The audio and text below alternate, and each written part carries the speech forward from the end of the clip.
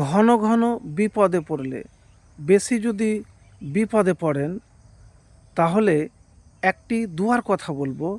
এই দোয়া পাঠ করলে আর এই আমল করতে গেলে আপনার জীবন থেকে, ঘর থেকে, সংসার থেকে বিপদ কেটে যাবে। প্রিয় ভাইরা আমার, এই আমলটি করতে হবে নিয়মিত, আর এই দোয়াটি পাঠ করতে হবে আপনাকে নিয়মিত 3 বার। এই দোয়াটি সকালে এবং সন্ধ্যাতে পাঠ যদি করেন, তাহলে ঘন ঘন বিপদ, বেশি বিপদ, কঠিন বিপদ থেকে আপনি মুক্তি পাবেন। তো দোয়া প্রতিদিন ফজরের নামাজ পড়ে এই দোয়া 3 বার পাঠ করবেন।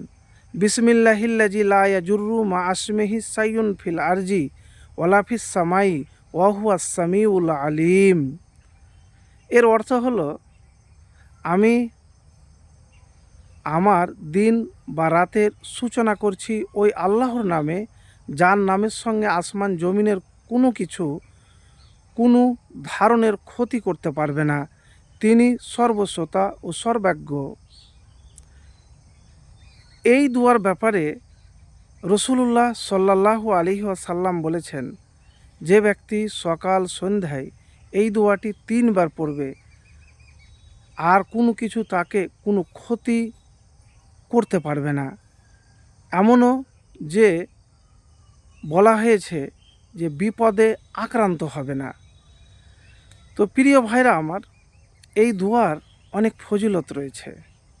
এই ফজিলত এত রয়েছে যে ধরেন আপনি ঘন ঘন বিপদে পড়ছেন, খুব বেশি বিপদ আপনার জীবনে সম্মুখীন হচ্ছেন, তো এই দোয়াটি আল্লাহর প্রতি ভরসা রেখে মাত্র 3 বার সকালে এবং সন্ধ্যাতে কতবার পড়বেন? 3 বার পড়বেন। বিসমিল্লাহিল্লাজি লা ইয়াজুররু মা আসমিহি সাইয়ুন ফিল আরজি ওয়ালা ফিস সামাই ওয়া হুয়াস সামিউল আলিম। এই দোয়া যখন 3 বার আপনি সকাল সন্ধ্যায় পাঠ করবেন, জমিনের এই ভূমণ্ডলে কোনো কিছুর দ্বারা আপনি ক্ষতি হবেন না, কিন্তু ভরসা লাগবে, আমল লাগবে। তো প্রিয় ভাইরা আমার, এই ছোট্ট দোয়া যদি নিয়মিত আপনার আমল থাকে, তাহলে ক্ষতি থেকে বাঁচবেন, বিপদ থেকে বাঁচবেন, ঘন ঘন বিপদও থেকে আপনি বাঁচবেন।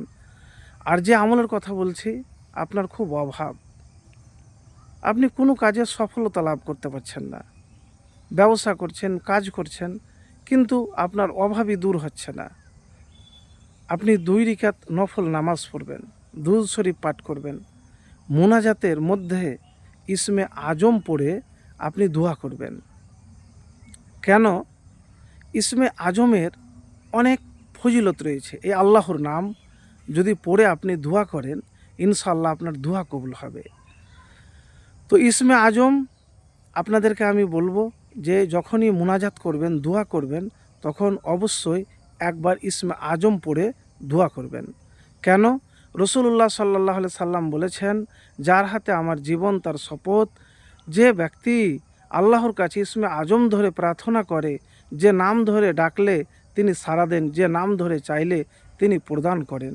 তো ভাইরা আমার, যখনই কোনো অভাবে সমস্যায় আপনি পড়বেন, টাকার খুব প্রয়োজন, আপনি ইসমে আজম ধরে যদি আল্লাহর কাছে দোয়া করেন, চান, সেই জিনিস দ্রুত পাবেন।